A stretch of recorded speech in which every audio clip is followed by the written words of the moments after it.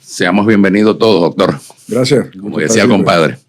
Siempre un gusto. A 46 años de la fundación del partido, y usted que es fundador igual que yo, hay una palabra que me ha gustado mucho, es que la incitación que llevó a Omar Torrijos a dar el golpe, la razón por la cual dio el golpe, es importante a los 46 años, sobre todo de una generación que no conoce mucho la historia, sobre todo en nuestro partido, que es quien más debiera saberla. ¿Cuál sería su concepción, su opinión sobre lo que generó realmente este golpe de Estado que encabezó el general Torrijos? Bueno, Michel, yo creo que hubo una serie de razones que llevaron y desembocaron en ese golpe. Vamos a ver. Evidentemente, Torrijos era un hombre que tenía muchas inquietudes sociales. Además, un profundo conocedor de la idiosincrasia de nuestro pueblo, al haber pasado por muchísimas veces patrullando en un radio patrulla por las calles de Panamá. Además de eso, es evidente que había un hartazgo con la situación política económica del país. Es decir, había una clase dominante de donde salían más o menos todos los presidentes, se disputaban el poder a veces realmente, a veces ficticiamente, y el dirimente siempre fue la institución armada. Es decir, ahí tú tienes una serie de cosas que van creando esa atmósfera de que, bueno, si esta gente no sabe ni cómo hacerlo, ¿por qué no lo hacemos nosotros? Y luego hubo también incumplimiento de compromisos por parte del doctor Arnulfo Arias, presidente de la República, electo en ese momento, que entre las cosas que se había comprometido era a respetar el escalafón militar de la Guardia Nacional. Y lo había hecho frente al Estado Mayor y con el general Bolívar Vallarino. Y lo primero que hizo fue incumplir esa promesa, como muchas otras, que es típico del doctor Arias. Y eso produjo en mi concepto mayor descontento, donde ya había un caldo de cultivo negativo frente a todo lo que estaba pasando en el país y en la política. Creo que entonces ahí se da la decisión de acabar con aquel estado de cosas y tratar de crear un nuevo sistema, un nuevo país, una nueva estructura, que claro, lo que no vivieron en aquellos tiempos los jóvenes tendrán recuerdos vagos o ningunos sobre cómo era aquello. Lo primero que habría que decir es que habría mucha discriminación. Sí, la discriminación era marcada, mucho más, se puede decir que todavía hay, sí, pero mucho más en aquellos tiempos. Habría que decir que teníamos una colonia, ¿cierto? Yo, como soy boqueteño y me tocaba en muchas ocasiones venir en automóvil con mis padres, para pasar por esa zona del canal, lo primero que te hacían era pararte en Arraiján y pedirle al conductor que enseñara su licencia, y en muchos casos exigían que tuviera licencia de la zona del canal. Y luego aquella humillación hacia todo lo que era Panamá y todo lo que éramos los panameños era evidente. Y cruzar ferry. Y luego sí, no había puente, por supuesto. Había que o meterse por arriba de las esclusas de Miraflores, que había un paso ahí pequeñito, o meterse en un ferry por donde está ahora el Puente de las Américas. Si toda aquella cosa, aquel país que tenía un gran potencial, pero que había sido subyugado, dominado y colonizado por el tema del Canal de Panamá, era otra de las razones fundamentales del descontento, sobre todo de la institución que era la regente de la política, que era la Guardia Nacional. Así que todo ello conllevó a la decisión de un grupo de militares de acabar con aquel estado de cosas. Sí, pero adicional a eso, doctor, hay otro elemento, que el golpe no se da porque se tenía un proyecto político para desarrollarlo, sino que se da porque la alta oficialidad, como dice muy bien usted, fue desmembrada por el gobierno y por el doctor Arias. Es decir, se afectó el trabajo a los militares, sí, que saben de armas, que saben de estrategia y de tácticas militares, pero de gobernar, hasta ese momento no había una experiencia por parte de esa institución como institución armada, no como cúpula militar. A Torrijos lo mandaron para El Salvador sin sueldo y a otros lo mandaron para otro lado. Así que hubo algo también de un problema laboral. Sí, esa fue definitivamente la gotita que derramó el vaso. Todo lo que hemos dicho anteriormente existía, estaba allí, y quizás ese trato absurdo de humillación de mandar a estos altos militares a puestos ni siquiera remunerados, o si no sabían ni con quién iban ni cómo iban a vivir, produce entonces la decisión final del golpe militar. Y en efecto, Michel, no era que había un proyecto de país. Yo tengo que decir que quizás una de las grandes cosas que hizo Torrijos fue no rodearse para gobernar de una cúpula militar, sino al contrario. Sí. Él logró sumar un grupo de civiles muy bien preparados de todas las clases sociales que crearon una visión diferente del país. Y yo creo que eso hubiera sido imposible con cualquiera de los otros que participaron en aquel golpe militar. O sea, estoy pensando en Boris Martínez, por ejemplo, que era un tipo estrictamente militar y que no tenía ningún concepto del país. Y creo que hubiera gobernado solamente con militares y no hubiera podido integrar un grupo civil como lo hizo Torrijos. Y hay otro elemento en medio de estos momentos que se vivían.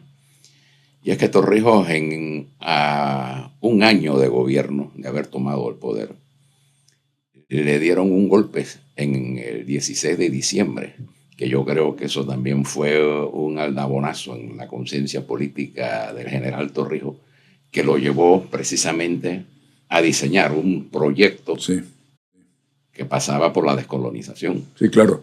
Y un proyecto que empieza realmente con la elaboración de la Constitución del 72. Correcto. Esa ya es la expresión política del movimiento. La Constitución de 1972, que se produce en efecto después del golpe del 16 de diciembre del 69.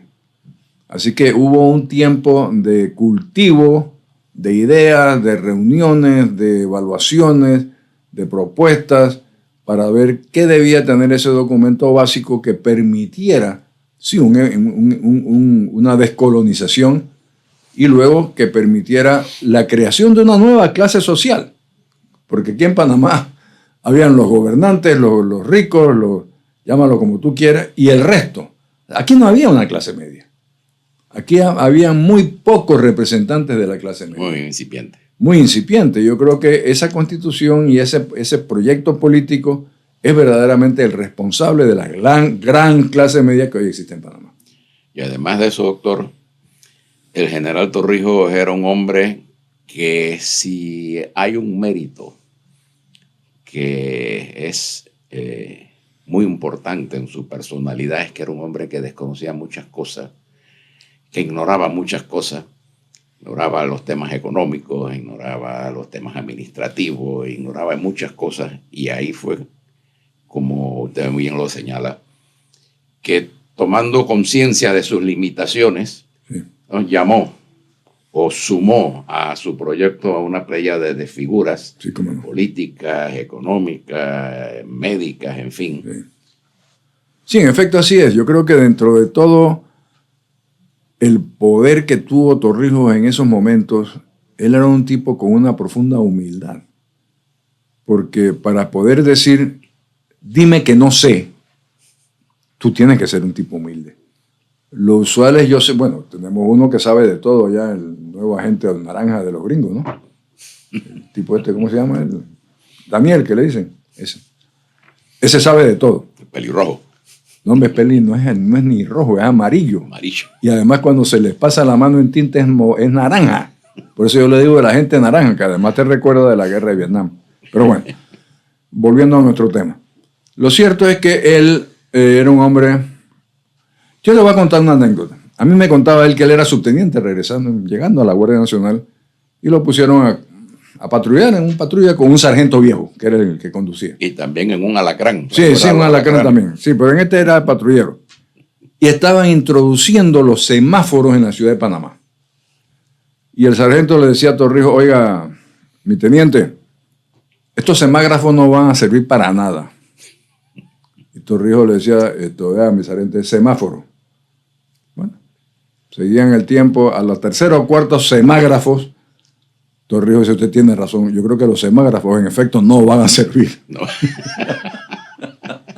Era una forma de sumarse y de sumar a la gente que, bueno, no tenía otra forma de hacerlo. Era un hombre muy tolerante Muy también. tolerante, sí, cómo no.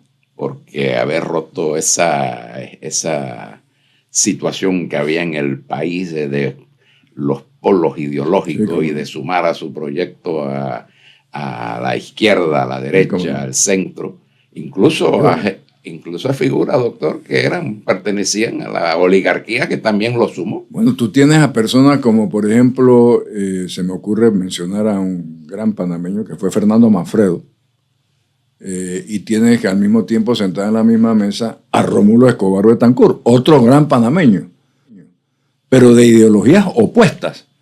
Y a Torrijos le encantaba la controversia, la discusión política, los diferentes puntos de vista, y él se sentaba a escuchar y, como decía él mismo, aprender.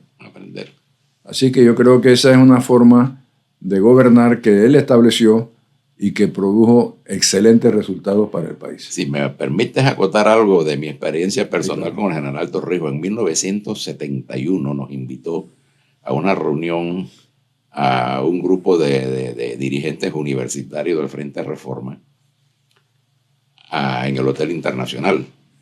Y allí nos planteó que habría un diálogo para ver cómo se podía avanzar en el mejoramiento del país. Y nada más que se la pasó fue escuchando. Sí, cómo no. Pero escuchando las barbaridades que nosotros le decíamos. Sí. La gente en el exilio, la gente presa, la persecución. Y como que se dio cuenta, a esto yo no lo voy a convencer, y nos dijo, denme un compás de espera. Denme 6 meses. Organicen el movimiento estudiantil y que los hechos lo convenzan, no mi palabra. Bueno. Tenía una capacidad bárbara. No, el tipo, dentro de todas sus cosas, era un hombre de muchísimo. Verdaderamente, si tú te pones a verlo en frío, Torrijos era un genio político. Fuera de serie. Totalmente. Era un hombre que tenía la capacidad. Además, tenía una cara de jugador de póker que tú nunca sabías, verdaderamente. Tú sabes, tú le podías estar insultando y él estaba frío. Por dentro, a lo mejor tendría otro sentimiento. Sí, estaba llevando el diablo. Sí, pero no lo demostraba. Y eso permitió a todo clase de diálogo como el que tú señalas, ¿no? En efecto. Sí. Bueno, doctor, y bueno, Torrijos sentó en el país, valga la redundancia, un nuevo país, rompió con eso que usted llamó la época anterior, que él mismo dijo la época de la patria boba, sí, y le dio un gran espacio a la gente.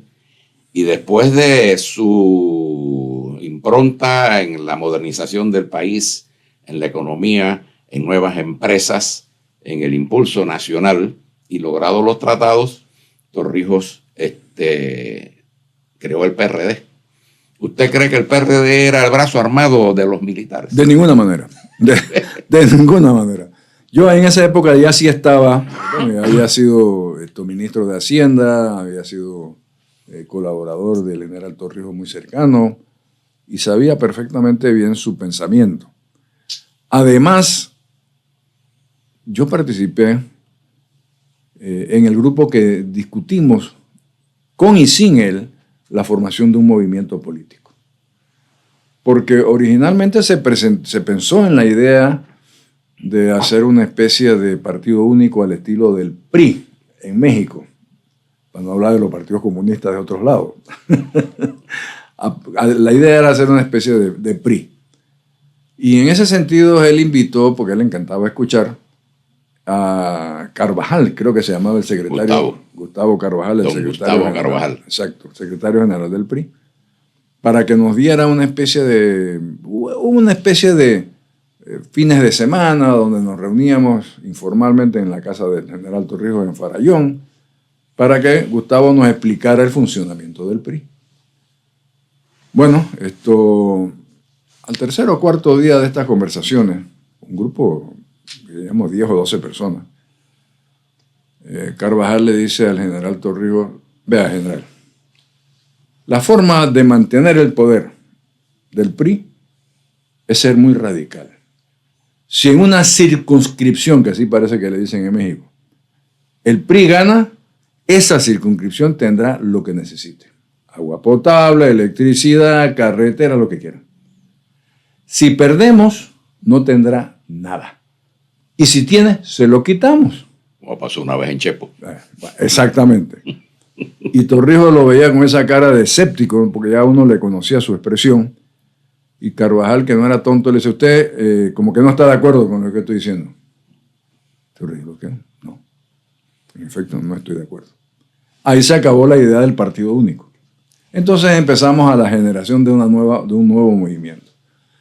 A mí me tocó, por ejemplo, por instrucción del general Torrijos, hablar con los viejos liberales para solicitarles que, en efecto, lo que decía mi nuevo amigo, que ya murió, Ricardo Arias Calderón, el veranillo democrático, que no era un veranillo, que era verdaderamente la institucionalidad de una nueva democracia. Y él me pidió que yo hablara con liberales antiguos, como Escalona, César Pereira, Franco, en fin, un grupo. Bebearango, para que participaran. Y yo me quedé, tú sabes, extrañado de que... Me dice, mira, Toro, si tú invitas a un baile y no hay con quién bailar, no es baile. Tienen que inscribirse, ellos y 2 o 3 más. Por eso nació aquel otro partido, ¿te acuerdas? Con Renato, ¿cómo se llamaba? Bueno, ese. Eso se hizo para llenar un vacío. Se hizo para generar... A nosotros los tendenciosos nos dijo que formáramos un partido. Sí. Nosotros dijimos que nosotros no íbamos con el PRD. Sí.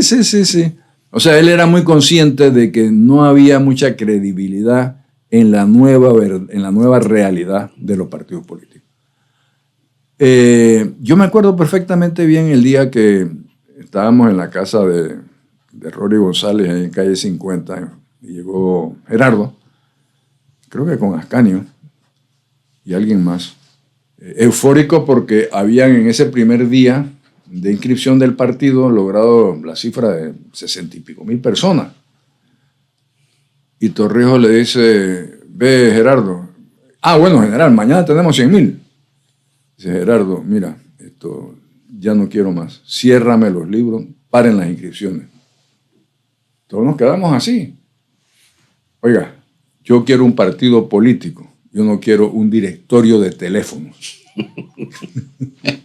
O sea, el tipo estaba muy claro. Haremos un censo, dijo también. En el concepto de lo que él quería y en la necesidad de que hubiera un partido de oposición. Claro.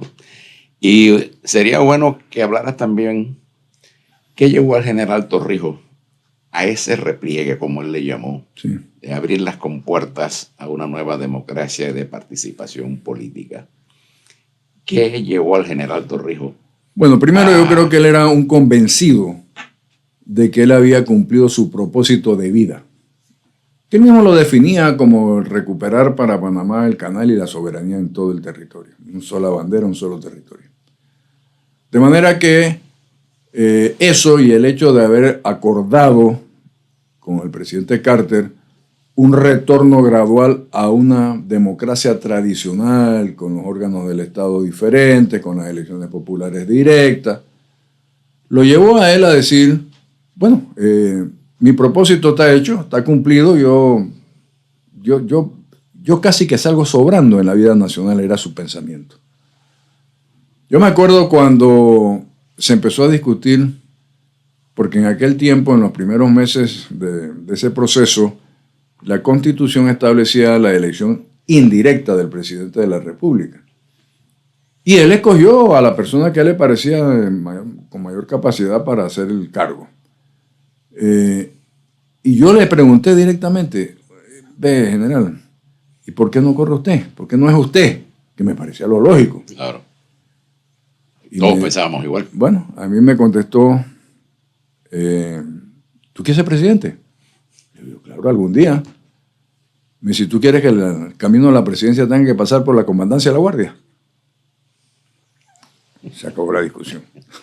Por eso te dice a ti el compromiso que Torrijos tenía con su proyecto y con él mismo. Y la seguridad de que para poderlo llevar adelante, él tenía que retirarse. Y en ese momento, mira, tan es así que no era el partido de los militares, que él a mí me dijo, yo tengo que retirarme para que esto funcione, y para asegurarme que no haya problemas, yo me tengo que meter de vuelta en la jaula con todos los gorilas. Esas fueron sus palabras. Eso lo había escuchado antes. Sí, así es. ¿Y cómo visualizaba él el papel del partido, doctor? Él veía en el partido no un partido electoral, ni electorero. Él veía en el partido el grupo que iba a recoger lo que en su momento le llamábamos la doctrina torrijista, pero que realmente era la práctica histórica de los 10 años de gobierno y las institucionalidades que nosotros hemos creado, que él había creado. La Asamblea Nacional de Representantes de Corregimiento, las juntas comunales, las juntas locales, toda esa estructura. Si tú te pones a ver, incluso la estructura de aquel momento del PRD era el espejo de lo que era la estructura política del país. Esto teníamos, ¿te acuerdas? Desde las bases organizadas para arriba, todo lo demás. Así que él veía ese partido como un partido que tenía no solamente, por supuesto, que participara en las elecciones, pero que fuera de alguna manera el orientador de la política de participación popular en todo el sistema público de Panamá. En su momento y históricamente, mientras él estuvo al frente, eso funcionó así. En efecto, nosotros recogimos la experiencia de los 10 años de gobierno, todo lo que se ve institucionalizado, y lo volcamos en una estructura política consciente de nuestro rol en aquellos momentos. Y en tu opinión, con la muerte del general Torrijos, ¿se puede decir que murió el proceso revolucionario? Por más duro que suene, Michel, sí. Hubo bastante de eso. Sí, cómo no. Porque el repliegue... El repliegue todavía era, él todavía era como una especie de tutor, ¿no? Él todavía estaba tutelando más o menos. No se atrevía, fíjate que Torrijos era un tipo muy respetuoso de lo que él mismo había generado y creado. Él no se atrevía, por ejemplo, por lo que yo recuerdo, a hacerles críticas directas al gobierno del presidente Royo. Nunca hizo una crítica. No. Que yo haya visto. A mí me decía, que yo era ministro del presidente Royo, y me acuerdo perfectamente bien con aquella revolcón que hubo con el tema de la reforma educativa, que todavía estamos pagando el propósito. Estamos pagando el precio. Sí, todavía estamos pagando el costo de aquello. Él me dijo a mí, no de que ve y dile, no, me dijo a mí, si ustedes se dejan tumbar la reforma educativa, se van a caer. Y así estaba el mensaje. Así mismo fue. Así mismo fue. Ahí estaba, sí, señor. Ahí estaba el mensaje. Sí, señor. Y a tu juicio, ¿qué torció en el camino todo este proceso que el general Torrijos quería desarrollar una vez que él se replegó y que dejó por lo menos en la línea, ¿recuerdas el librito que se sacó sobre la línea y en las conversaciones que se sostuvo con él en algunos momentos y en intervenciones que él pudo haber hecho? ¿Qué torció este repliegue? ¿Por qué en cierto momento la cúpula militar de aquel tiempo volvió a tener una beligerancia que prácticamente el partido quedó supeditado, no ya a su dirección política, sino como una nueva dependencia, ¿no? El G6. Del G6. El G6. Bueno, mira, yo he pensado mucho ese tema, tú sabes, y lo primero que yo puedo decirte es que yo creo que las discusiones políticas, la política pública que se implementaba con el general Torrijos, con los jefes de gobierno, era propia de discusiones con los civiles, con el equipo civil. Yo nunca puedo asegurar eso porque nunca participé en conversaciones de él con su Estado Mayor. No sé qué sería lo que hablaban entonces. Pero el resultado evidente, después de la muerte del general Torrijos, es que los que le siguieron no creían en el modelo de Torrijos. E inmediatamente empezaron a hacer los cambios. Algunos porque les parecía que el modelo era muy a la izquierda. Otros porque pensaban, bueno, y lo que está de moda ahora, ¿y qué hay para mí? Así que eso produjo un abandono de las estructuras ideológicas del partido y produjo en efecto, lo que tú dices, en que el partido se convirtió en un apéndice de la estructura militar. Y allí lo que decía Torrijos que era la línea, que eran ideas políticas, allá lo convirtieron en la línea de mando vertical de quien fuera el jefe del jefe de la Guardia Nacional. Así es que yo creo y sinceramente pienso que muchos de los que siguieron, de los que vinieron después del general Torrijos, bueno, hubo dos, ¿no? Paredes y Noriega. Y Díaz Herrera. Bueno, pero Roberto nunca fue jefe, nunca fue el jefe máximo de la institución. Es verdad, eso es cierto. Yo creo que Roberto sí tenía más conciencia social, Roberto vive, esto que lo que pudo haber tenido los otros. Ellos dos, yo estoy convencido de que es que simplemente acataban órdenes por la verticalidad de mando de la estructura armada, pero no compartían el proyecto. Es correcto. Hagamos un alto aquí. Sí, cómo no.